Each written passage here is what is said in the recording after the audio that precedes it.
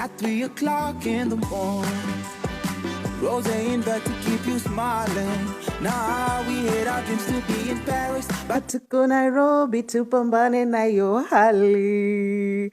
Hey, and good morning to you. My fabulous name is Orawo. This is another episode of the In All Honesty podcast, set up quite different. For those who saw the poster, this show was supposed to start on the 6th, which was last Monday. But let me tell you, things happen. And here we are. It's so early in the morning. I can see someone from Nigeria. Hey, great. That means at your place it's 7. Wow. The intention was to have this on your commute. So this should happen on Mondays at 6 a.m. And then the episodes, of course, will be saved for you to get them on YouTube. So how are you doing this morning? We're starting off the morning with Nasibi, a new artist. We're getting our music from Spotify. And of course, all the equipment that we have comes from Shuffle PCs. And I just want to know how you're doing. I love you. Hi, Saad. I love you too. I look like your best friend. Oh, wow. I get that I look like people a lot. But anyway, this is another episode of the In All Honesty podcast. This is season 5. And the topic we want to start with today is really wild because I want to talk about death. Do we think about our death? Because here's the thing. This is what brought this to mind for me when I was in the house during New Year's. I was in the house and I was just chilling. I was watching a movie because I rarely sleep before 12. So I was just watching a movie. And then I saw the fireworks go off. So I was like, oh, it's already 12. So then I went to check out the fireworks. And while I was standing by the window and just looking at the fireworks, I thought to myself, the only thing that came to mind at that point for me was, wow, my parents get to see another year. And that just brought all the thoughts that I've always had around how blessed I am to have my parents to have my parents at the age that they are. I think my dad is hitting 73 this year, if I'm not wrong. And my mom is in her 63rd. They're about 10 years apart, I think. Yeah, so 63 and 73. That's huge. So while I was just thinking, I was like, oh my goodness, my parents get to see 2025 because also we've seen a lot of things that are just happening around. And not many people are able to see their loved ones into the next year or usher the new year with their loved ones. Gosh. But yeah, that was the idea I had in mind. And I was just thinking about death now. Generally, I was like, okay, guys, let's talk about, do people think about their death? Do you personally think about your death? Because some conversations I've had with my dad, there's this time I told him, it must be really nice to be retired. Because now you just sleep and you eat your pension. Like you don't have to worry about waking up and going to work. And he told me, Olive, in this age where we're at, you don't sleep. You don't sleep at night. You hear everything. So the birds that, if there's an owl, you'll hear it at night. If people are fighting outside, you'll hear it at night. Even the slightest things, like if something moves in the grass, you'll hear it at night. And I was just wondering, okay, that's interesting because for me, I thought the older you get, the less worries you have in your head. And therefore, you sleep better at night. So that was my thinking. But apparently that's not the issue. That's not the case. And also the other thing that another conversation that he's had a lot, or rather he says when he was celebrating his 70th birthday, he was like, now I'm living on borrowed time. Not a lot of my friends have gotten to this age. And also the way sometimes I remember there's also a time when he received the news of someone having died. And I know my sisters and I were all shocked. We looked at each other and we were like, when daddy death does not stir him. And he answered the call and had the news. And then he was just like, okay, pole sana. And then he hung up and started calling other people. Oh, so you've heard Nani has died, or we need to do this and that, or arrangement committee, da. And my sisters and I were utterly shocked. Like, you're not taken aback by the news of death. And for him, he said, at my age, like every other day you start, it gets to a point, it's not at his age, but it started at a particular age where you get to a particular point, you start burying your friends. So it becomes a daily occurrence. The same way someone could call you today and tell you, oh, I went to Java for breakfast. It's the same way at a particular age, you can just be called and be told, oh, Nani has died. And for you at that age now, it's normal. It's not like it's news now. Now you just get on to the next thing, like how do we organize for this burial? And I thought about it a lot and I was just like, wow, are we still in the space where talking about death is taboo, that we're not going to talk about our death at all? And also for us young people, do you sort of have I don't know what to call it, but like a death wish? Because I have a friend who says she'd really like to be cremated, and actually she set aside money for her burial so that people don't have to people don't have to go through the hassle of when she dies, but it's not the anticipation for death. It's not like I'm saying I'm going to die. It's just that I would like for my body to be treated this way when I die. Is that something that you people think about in your young age? Let me talk to young people. Let me talk to young people. And even as I was talking about my dad saying that it's normal at some point to start burying your friends and it's just a normal occurrence, it's just another day. For us as a millennial who's now 33, I feel like that for us has happened at a younger age. I feel like at my age already, having buried the number of people that I've buried already at my age, I feel like that number has come down. Is it just me? Let me just read this before I lose it. I think of how people will live after I die. Will life be different without me? That is quite interesting. That is quite interesting because I actually thought for a very long time, I used to think when I was in my depressive episode before I started working on myself, I used to feel like if I died, nothing would change. I really did feel valueless. I felt like no one really cares for me being here. So I used to feel like even those times I was more suicidal. I was not more suicidal. I'm not suicidal anymore. Hallelujah. Oh, thank the Lord. I have done a lot of self work. But I was very suicidal and I used to feel like if I left, nothing would change. You know, people would cry that she was our sister, she was our daughter. But after that, and then what? That's a very interesting thing. But I don't, I used to think about it then. Right now, I don't think about it a lot. But right now, I feel like I know that my death would bring an impact to some people. Like right now, I feel loved, I feel appreciated, I feel cared for by the people in my life. So right now, I feel like maybe they'll feel the emptiness. And also being that right now, I have probably had to bury people who I knew personally and some I didn't even know very closely. Like, let's say you once worked with someone and then they died and then you went to the burial. And then there are times in your life when something will trigger a memory of them and then you remember, oh, wow, Nani doesn't exist anymore. So I really wonder, yeah, that's a good one. That's a really good one. Mora.kemunto says, would love to donate my organs, but to, I don't know if you've continued it. You'd love to donate your organs. That's for me as well. So for me, I have very good genes. So generally, what I tell people is our family, generally, we have very good genes. First, we're very athletic. Second, have you seen my hair? Have you seen my hair?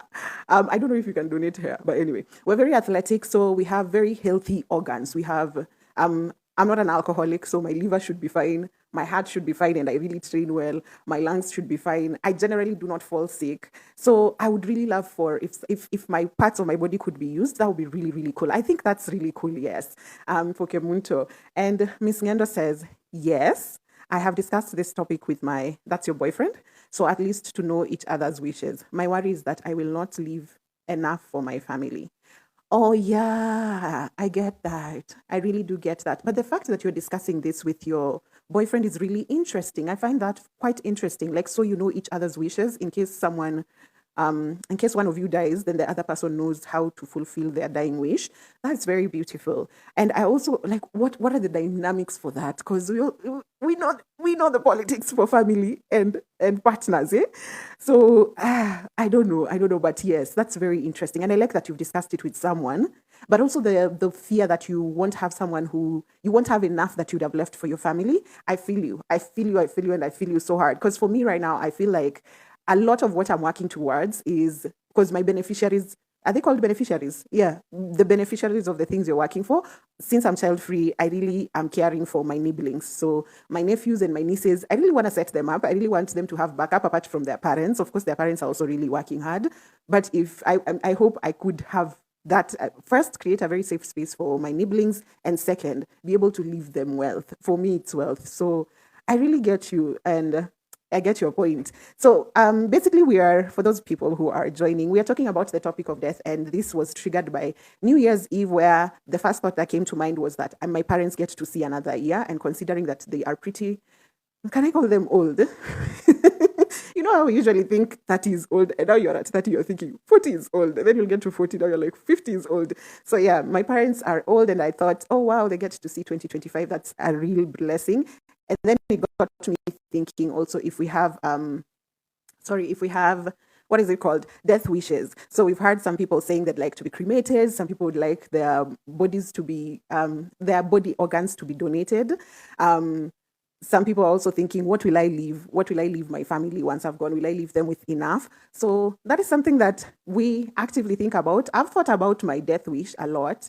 And I will say, for me, the one thing I'd want my ashes to be cremated. And this is the person who has said they want to have enough before they leave. For me, I want my body to be cremated and then the ashes be used to plant a tree, and if possible in the home that I will have bought. So I would want to die after I have a home. And I'm not Nairobian. When I say a home, I don't mean an apartment on the 12th floor. No. For me, a home is a compound with trees and grass. So if I will go when I already have a home, I would like for my ashes to be used to plant a tree, and most preferably a jacaranda tree. I know it takes about 10 years to mature, but I'd like to continue my afterlife as a tree in a compound where I basically invested to make a home. So that's where I'm at with my death wish. But also the conversation on if we ever think about our death came from a lot of moments when I've thought about death. And for me, I think even the other day, someone was asking me, you like color a lot. I think even if you look at my house right now, there's so much color. There's so much color. And people tell me, you like color a lot. Like you're so, right now I'm obsessed with the luminous. Even when I was shopping for a car, I was like, I hope I get a luminous green or an orange. When I see color, I really love color and I gravitate towards color. And this shift to color happened a while back. So I'll give you the story of why I like color right now, and it's actually related to death.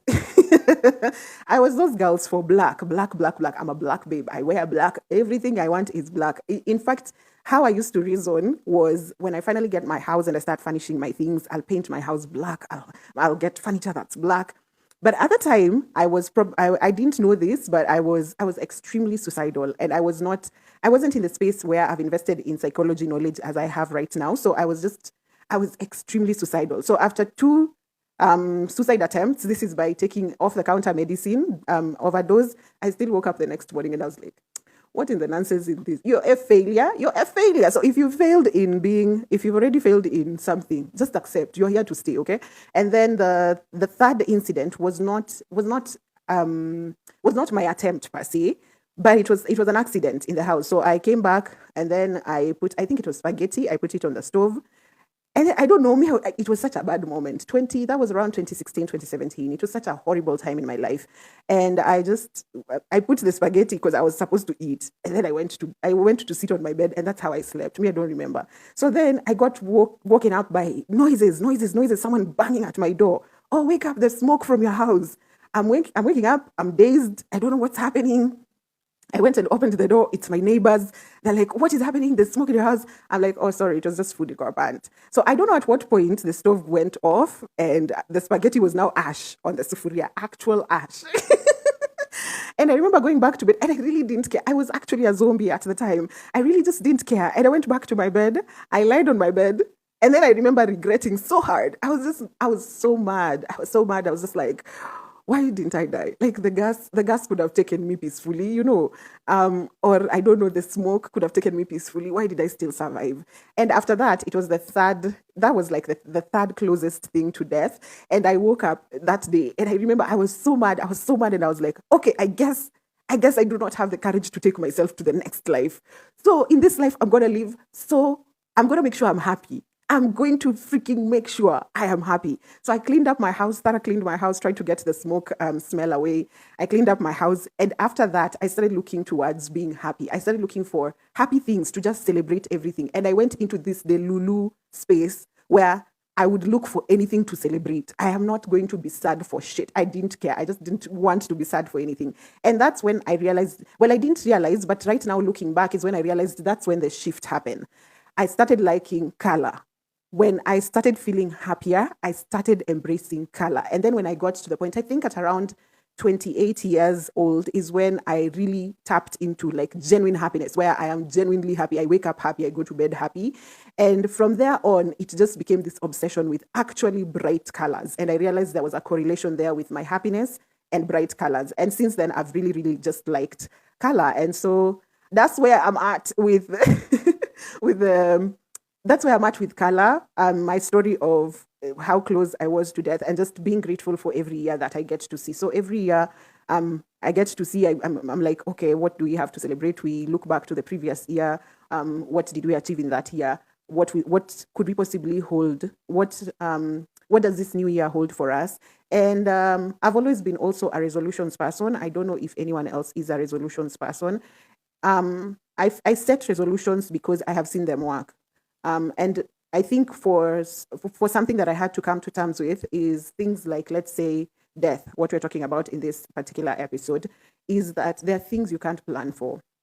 So when you're planning some resolutions, and maybe some resolutions are like they involve a family or friends or particular people, and you can't plan around that because you don't know what will happen.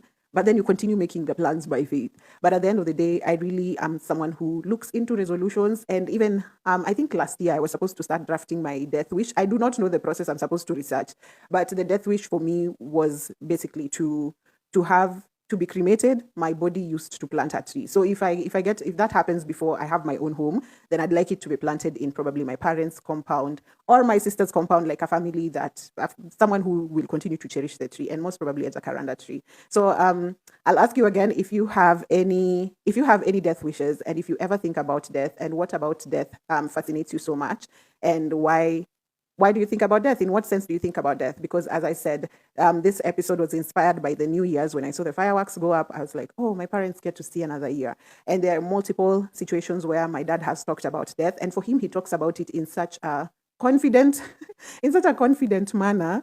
And he doesn't seem to be shaken by it. I think I find that very fascinating as well, just looking at him and being, especially those moments when the like he's been called with the news of death, and he's just so calm. I don't know. It's just something I think about a lot, and I've always wondered: is your death wish something you think about, or is it still a taboo? Do we still feel like when I talk about death, then I will have I will die? Do we still feel like that? And also like things around setting up your own death, like putting aside. I don't know what that thing is called in insurance, where you set aside money for your funeral.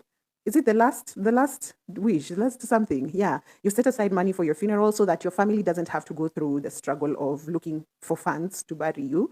And hey, Murioki is here, and she triggers one of the episodes that we had in season 4, where we were talking about when mother left. If you recall that episode, or you want to go and check it out, the episode on when mother left, I realized that a lot of people actually think about death, and what Shiro Morioki here. What Shiro and was it Vicky? They were the guests on that episode. What they said was they actually planned out their children because of death of their mothers. So I think both of them, their mothers died. One died at 39, another one died at 40. So when they were talking about it, they actually said that they planned to have their children at a particular time. Like, I'll have my children at 2021. In case I die at 40, or in case I die at 39 like my mom, then my child will be of age. They won't have to go through the struggles of being bounced across families or relatives and all that. And I thought that was very interesting because that was something that I had never thought about. And now I'm wondering if actually people plan that when they are having children, when they are talking about, when they are basically thinking about where, I don't know if someone sent me, oh, do you want to join the live? Oh yeah, people who are planning, parents who are planning with their kids, so that if you get to a particular point, you have planned out your kids, so your kids are of age enough to be able to survive for themselves, so that they don't have to go through some of the struggles that the people, at least Vicky and Shiro in that episode, described their struggles with living with step parents or living with relatives. So I know it's wild to start the year with the topic of death, but here we are. Here we are. And that should be, I think that's all the thought I had around it. And I'm just thinking, if you have any other thoughts, you can share them with me, because this is actually live. And what we're planning to do for this season 5 is to go live on Mondays, hopefully at 6 every Monday, and that will be our podcast episode for the week. So then after this, we'll save it, and you can be able to access it where we have been accessing our podcasts every other time on our streaming sites. And that will be, and basically that will be the podcast. I'm still figuring out what we'll call our radio show in the morning. And someone is asking Gioni, oh, it's Morioki. No. It's in the morning, 6 a.m. Sorry, 6 a.m. Did I say p.m.? 6 a.m. So we'll be going live at 6 a.m. on Mondays, and that will be hopefully I was hoping that we do the show for 2 hours. So like a radio show in the morning, and that will be our radio show. If you have suggestions for what we can call our radio show, that would be really, really cute. And also, in Itwaje, Yeah, that for now. Wait, Vayo Akot says, your wishes are just like my man's. He wants to be cremated. His ashes used to plant an indigenous plant in his two homes. That is the compound, and the rest of the portion scattered in the Mara. Oh wow, in the Mara. Yay! Oh, that's really cute. That's really cute. I didn't know there are actually people like people who have the same wishes as me. I didn't know that. But that is so good. Yeah, I love that. Maybe yeah, I love that. As someone who really likes water, as someone who really likes water, I'd like for also my ashes, if they can be. Actually, if I would die in water, I'd be very grateful. I'd be very grateful. Water would be really, really nice. Water would be really, really nice. Mkasi Love is asking why. Watu wanaenda live kama tumelala. Si uamke uingie live. But the idea is to have it like a morning radio show, and then the episode will be saved for you to access it anytime later on. So that is the setup I'm going with. And yeah, you'll find it. Utaipata. But if you don't get it live, that's the thing. You will have to wait for the next day. So people who are not on the live, until Tuesday. Until Tuesday. I'm sorry, it's a lot to coordinate. This is my first time. Actually, you people know that I've never gone on live. I only go on live with people, like if I'm invited to go on live and speak about a particular topic. But I wanted to do this so that we have a radio show of sorts in the morning, and that will also be our podcast episode. And we're still like planning out a couple of things. And as I've said, our music is from Spotify. I don't know if you can hear it. It's still playing. Oh, it's Jack Franklin. That's really cute. I just have a playlist. If you don't know, we have a By Olive playlist. And if you don't know that, it means you have not bought anything from By Olive. But for now, I actually want to close the live. This is our first episode. It was at Trials X, but I think the topic was very much worth talking about, and we'll get more guests as time goes by. I mean, if you want to be a guest here, I'll put out the topics that we'll be discussing earlier on. If you want to be a guest, I'll tell you early enough. Make sure you're up by 6 or 7. Maybe I'll do for guests at around 7. Okay. The 7 is good. Yeah, so then you can come on. Murioki, you're saying I'm at work in the office. You are keeping me company. Oh, that's exactly what I wanted to do. I actually wanted this to be a thing that you can use on your commute. So a lot of people I know, you're headed to work at around 6 to 8.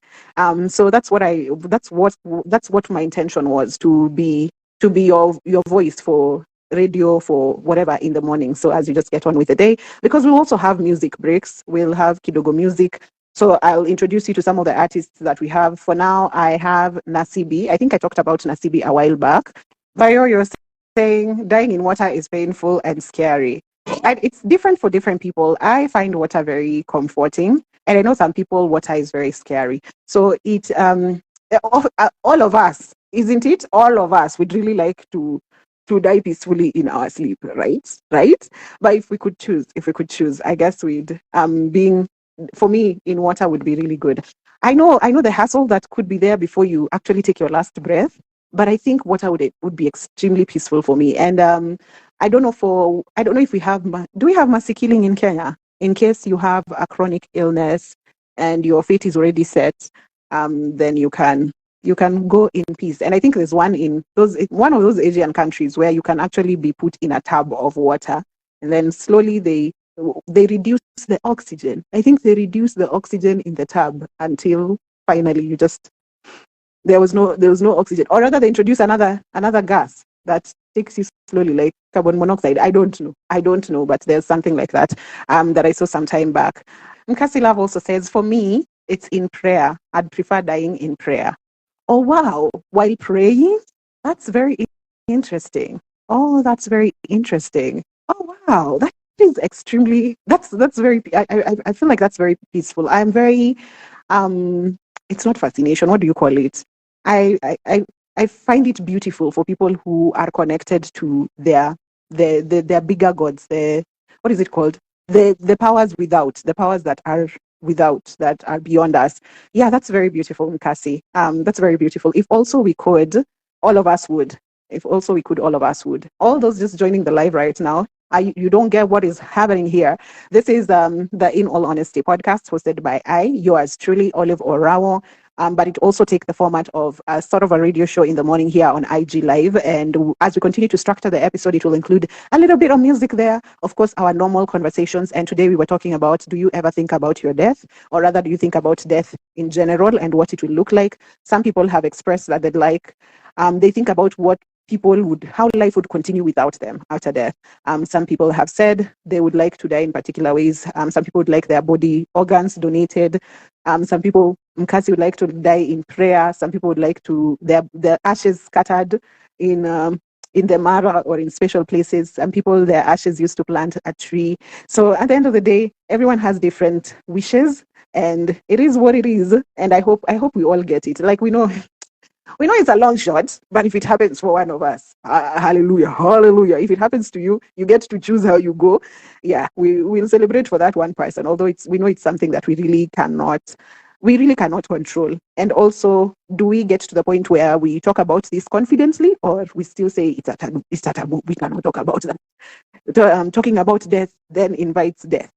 Yes, from the maker to talking to the maker. That is beautiful, Mkasi. Bad bully. But Bully 12 is asking, what's yours? I already said what mine is. So you'll find this podcast episode later on your streaming sites where you find your podcast. And I said mine is to be cremated, and the ashes used to plant a tree in my compound. So hopefully I die after I have bought a home. And as I have said, I am not Nairobian. A home is not an apartment. A home is a compound with trees and grass. So that is mine. And also, if I could die in water, that would be really, really beautiful. Oh, can you burn waters already? Or they'll have to dry your body. If you've died in water, they have to dry your body first before they burn it. I think I'll now put this to a close. This has been our first episode. And thank you so much for everyone who joined. I didn't even expect people to join at this time. I thought that people would be at work at this time. But as I said, from next week, we'll start doing every Monday at 6 a.m. to 8 a.m. That is 2 hours. We'll do it in the format of a radio show here on IG Live, and then you can be able to access the podcast episode later on where you usually stream your podcasts, and that is the next day. So if you miss the live, okay, Pola 24 hours until the next day when you can now get the full episode. But for now, thank you so much for joining me. I'll read the last comments before I go. Something interesting about cremation. The bones dry, alafu they grind them into powder. Oh, okay. Where does the skin go? Where does the outside go? It's only the bones. Or everything burns to. Do we turn to ash? I've never even seen someone getting burnt. I don't know. Oh, so that's what. So the bones are dried, and then that's what they crush. Oh, so the bones don't turn to ash like the way charcoal turns to ash. Oh, that's interesting. I think I'll also do some research on how I think I'll do some research on how cremation works. But for now, let me close this podcast episode, this live.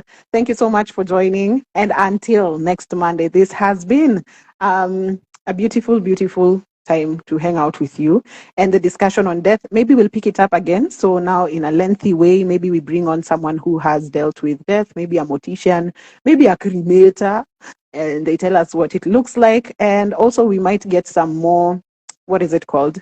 We might get some more feedback from you guys on what your death wish is and what you feel like, or rather what you feel like about talking about death. I think it's about time we got comfortable with it, because I realized when you get comfortable with something, it actually becomes one less thing to worry about. Because I think like when death is something that we fear so much, we talk about it so much, you think about it a lot. But when this is something you've accepted and you move on with, you plan around it and you move on with, it's one less thing to think about. So thank you so much. Thank you, Morioki, for joining. Thank you to everyone who joined. Just the last people here I see is Lucia Now Quiri one. Not me reading African names like a Mzungu. Shiko Chege. Thank you so much for joining. It will be better structured next week. I promise. It will be better structured next week. But until next time, continue having a lovely day. I'll leave you with one artist that you can discover from Nigeria. His name is Monrovia. And this is City on a Hill. Bye. Cried yourself to sleep. I know, lonely under these sheets. 'Cause you tried to make yourself seen through a field of green, but it's overgrown.